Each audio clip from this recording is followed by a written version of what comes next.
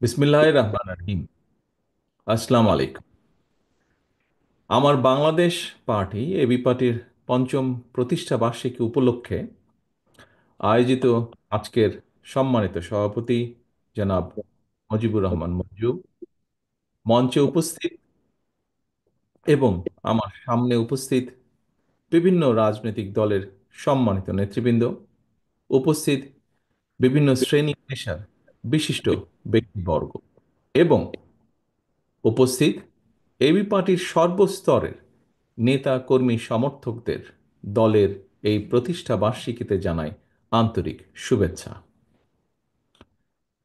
প্রিয় উপস্থিতিবৃন্দ, স্বৈরাচার বা ফ্যাসিবাদী শাসন আমলে আত্মপ্রকাশের পর এবি পার্টি আজই প্রথমবারের মতন ফ্যাসিবাদ মুক্ত একটি পরিবেশে প্রতিষ্ঠা বার্ষিকী উদযাপন করছে। একটি গণতান্ত্রিক রাজনৈতিক দলের জন্য অবশ্যই এটি একটি প্রত্যাশিত পরিস্থিতি। স্বৈরাচার বিরোধী একটি রাজনৈতিক দল হিসাবে আপনারা আমাদেরকে দলীয় এই অনুষ্ঠানে আমন্ত্রণ জানিয়েছেন। আপনাদেরকে আমি আন্তরিকভাবে ধন্যবাদ জানাই। এটি অবশ্যই একটি ইতিবাচক রাজনৈতিক সংস্কৃতি। আপনাদের দলের আদর্শ, লক্ষ্য, কর্মসূচি এবং আমাদের দলের আদর্শ, লক্ষ্য, কর্মসূচির মধ্যে স্বাভাবিকভাবেই ভিন্নতা রয়েছে এবং এ কারণেই আপনারা পৃথক একটি দল করেছেন। একইভাবে আরো অনেকগুলো রাজনৈতিক দল রয়েছে বাংলাদেশে, যাদের অনেক নেতৃবৃন্দ আজ আমাদের সামনে উপস্থিত আছেন। যে দলগুলো আমরা একসাথে ফ্যাসিবাদী বিরোধী আন্দোলনে গণতন্ত্রের পক্ষের আমরা রাজপথে ঐক্যবদ্ধভাবে আন্দোলন করেছি। ফ্যাসিবাদী শাসনের পতনের পর নতুন করে এ পর্যন্ত আরো কমপক্ষে 25টি নতুন রাজনৈতিক দল আত্মপ্রকাশ করেছে। রাজনীতির ময়দানে আমরা তাদেরকে স্বাগত জানাই। গণতন্ত্রের পক্ষের রাজনৈতিক দলগুলোর মধ্যে রাজনৈতিক আদর্শের ভিন্নতা থাকতে পারে, তবে আমি বিশ্বাস করি দেশের স্বার্থের প্রশ্নে বাংলাদেশের পক্ষের প্রত্যেকটি রাজনৈতিক দলের অবস্থান এক এবং অভিন্ন। উদ্দেশ্য এবং গন্তব্য এক এবং অভিন্ন। কি সেটি? সেটি হচ্ছে দেশের স্বার্থ রক্ষা এবং অবশ্যই জনগণের কল্যাণ সাধন। প্রিয় উপস্থিতিবৃন্দ, তবে যে রাজনৈতিক দলটি গণতান্ত্রিক রাজনৈতিক চরিত্র, গণতন্ত্র হারিয়ে স্বাধীন সার্বভৌম বাংলাদেশে ফ্যাসিবাদী শাসনের জন্ম দিয়েছিল, সংবিধান লঙ্ঘন করে মানুষের গণতান্ত্রিক অধিকার হরণ করেছিল, খুন, গুম, অপহরণ, সন্ত্রাস, দুর্নীতিতে জড়িয়ে পড়েছিল, বাংলাদেশকে একটি তাবেদার রাষ্ট্রে পরিণত করেছিল, বীর জনতার রক্তক্ষয়ী গণ অভ্যুত্থানে তারা দেশ ছেড়ে পালিয়েছে। গণতান্ত্রিক জনগণ দেশের স্বার্থ বিরোধী বিতাড়িত অপশক্তিকে কখনোই মেনে নেবে না, এটি আমাদের দৃঢ় বিশ্বাস। সম্মানিত উপস্থিতি, সংবিধান লঙ্ঘনকারী বিতাড়িত, পতিত, পলাতক স্বৈরাচার পুনরায় মাথাচাড়া দিয়ে ওঠার চেষ্টা করছে। আমাদের সংবিধানের 65-র 2 অনুচ্ছেদের নির্দেশনা হচ্ছে জনগণের প্রত্যক্ষ ভোটে সংসদ সদস্য নির্বাচিত হবে। কিন্তু সংবিধান লঙ্ঘন করে এই পলাতক স্বৈরাচার জনগণের ভোট ছাড়াই 3 বার অবৈধ সংসদ সরকার গঠন করে বাংলাদেশের গণতান্ত্রিক জনগণ আজ জানতে চায় সংবিধান লঙ্ঘনের দায় অভিযুক্তদের আগামী দিনের রাজনীতিতে অপ্রাসঙ্গিক করে দিতে অন্তর্বর্তীকালীন সরকার কি পদক্ষেপ গ্রহণ করেছে বা নিয়েছে। ব্লেম গেম দিয়ে দায়িত্ব এড়ানোর কিন্তু কোনো সুযোগ নেই। অন্তর্বর্তীকালীন সরকার পদক্ষেপ নিতে ব্যর্থ হলে আমি দৃঢ়ভাবে বিশ্বাস করি জনগণের ভোটে নির্বাচিত সরকার আগামী দিনে অবশ্যই সংবিধান লঙ্ঘনের দায় অভিযুক্তদের বিরুদ্ধে আইনগত ব্যবস্থা নেবে। পলাতক স্বৈরাচারের বিরুদ্ধে ব্যবস্থা না নিয়ে যারা জাতীয় নির্বাচনের আগে স্থানীয় সরকার নির্বাচনের কথা বলেছেন, তাদেরকে আমি বলতে চাই, লুটপাট আর দুর্নীতির শত শত কোটি টাকা হাতে নিয়ে সারা দেশে পলাতক স্বৈরাচারের দোসররা পুনর্বাসিত হওয়ার সুযোগের অপেক্ষায়। স্থানীয় নির্বাচন পলাতক স্বৈরাচারের জন্য পুনর্বাসিত হওয়ার একটি সুবর্ণ সুযোগ। যারা বলেছেন, হয়তোবা তারা এই বিষয়টি বিবেচনা করেননি। আমি অনুরোধ করব বিষয়টিকে এইভাবে বিবেচনা করার জন্য। প্রিয় রাজনৈতিক সহকর্মীবৃন্দ, উপস্থিত প্রিয় ভাই বোনেরা, আমাদের দলীয় আদর্শ ভিন্ন হলেও আমাদের উদ্দেশ্য যেহেতু দেশের স্বার্থ রক্ষা এবং জনগণের কল্যাণ সাধন, সেই বাস্তবতায় একজন রাজনৈতিক সহকর্মী হিসাবে আমার কিছু উপলব্ধি সংক্ষিপ্তভাবে আপনাদের সঙ্গে আমি শেয়ার করতে চাই, বা আপনাদের সামনে আজকের এই সুন্দর মুহূর্তে আমি আপনাদের সামনে উপস্থাপন করতে চাই।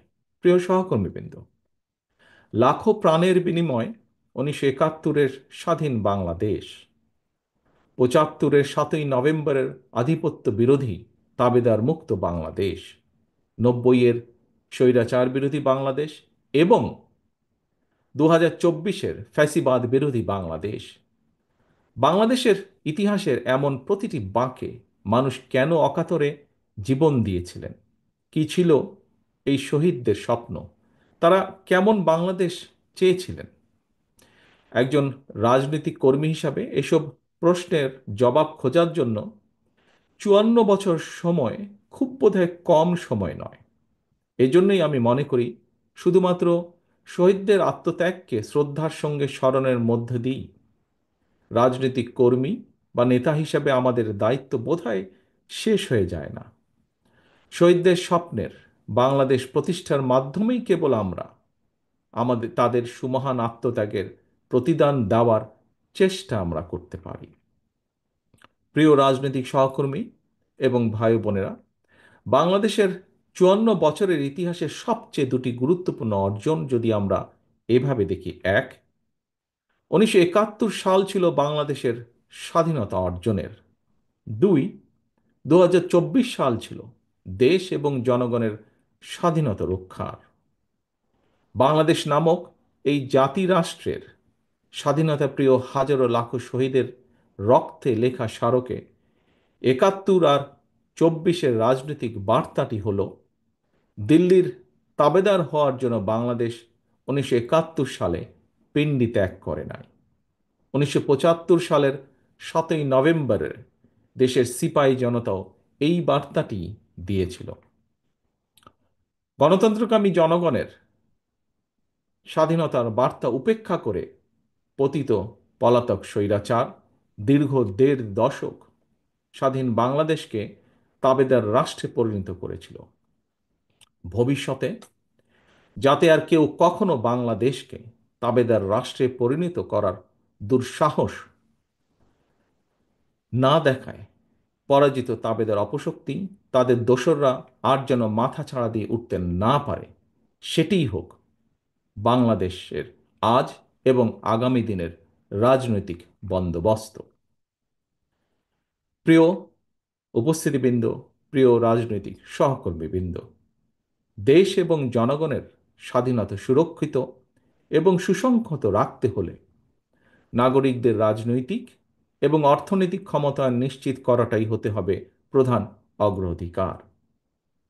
জনগণের রাজনৈতিক ক্ষমতায়নের অন্যতম পূর্ব শর্ত হচ্ছে স্বাধীনভাবে প্রতিটি নাগরিকের স্বাধীনভাবে ভোট প্রয়োগের নিশ্চয়তা বিধান।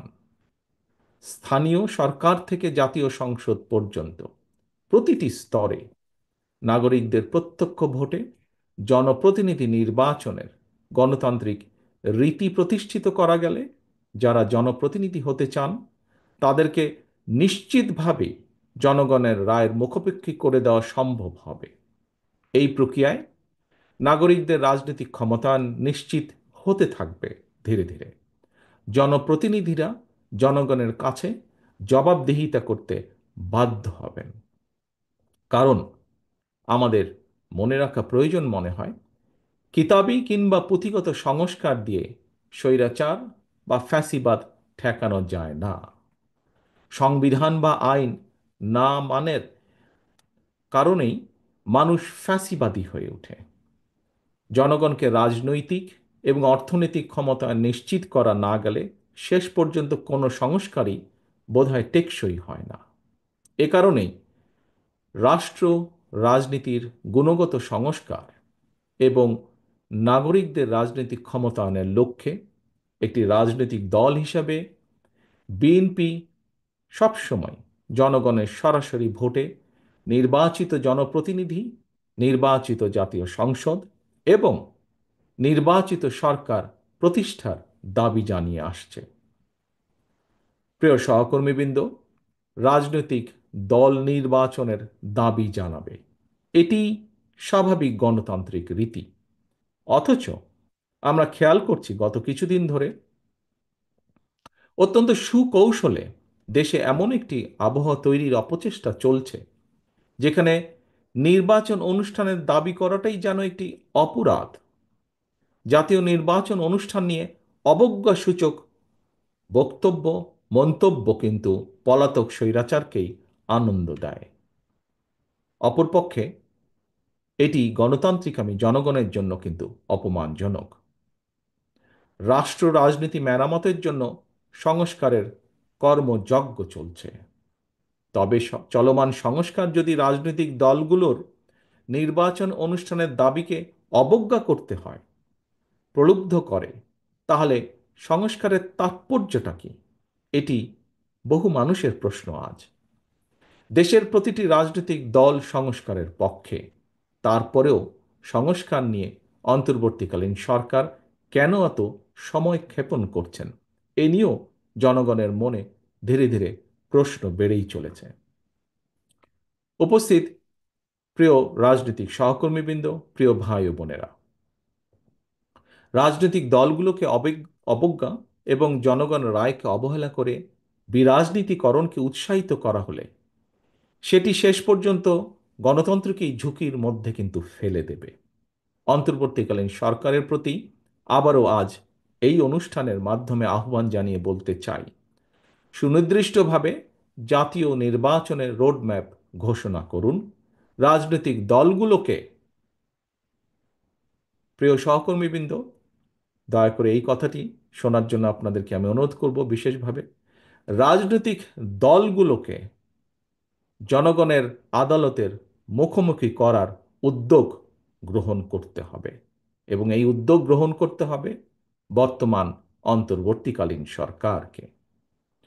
জনগণের ভোটের মাধ্যমে জনগণের কাছে জবাবদিহিমূলক সংসদ সরকার গঠিত হলে দেশের স্বাধীনতা, সার্বভৌমত্ব সুসংহত থাকবে। রাজনৈতিক চর্চার মাধ্যমে সরকার গঠন এবং পরিবর্তনে জনগণ এবং রাজনৈতিক দলগুলো অভ্যস্ত হয়ে উঠলে আমি একজন রাজনৈতিক কর্মী হিসাবে দৃঢ়ভাবে বিশ্বাস করি, বাংলাদেশকে আর কেউ তাবেদার রাষ্ট্রে পরিণত করে রাখতে সক্ষম হবে না, ইনশাআল্লাহ।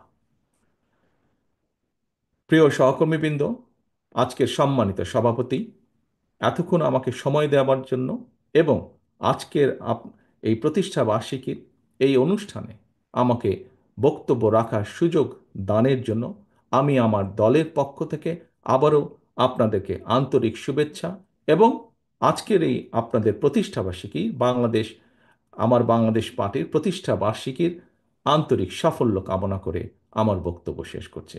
আল্লাহ হাফেজ। বাংলাদেশ জিন্দাবাদ। বাংলাদেশ জাতীয়তাবাদী দল জিন্দাবাদ।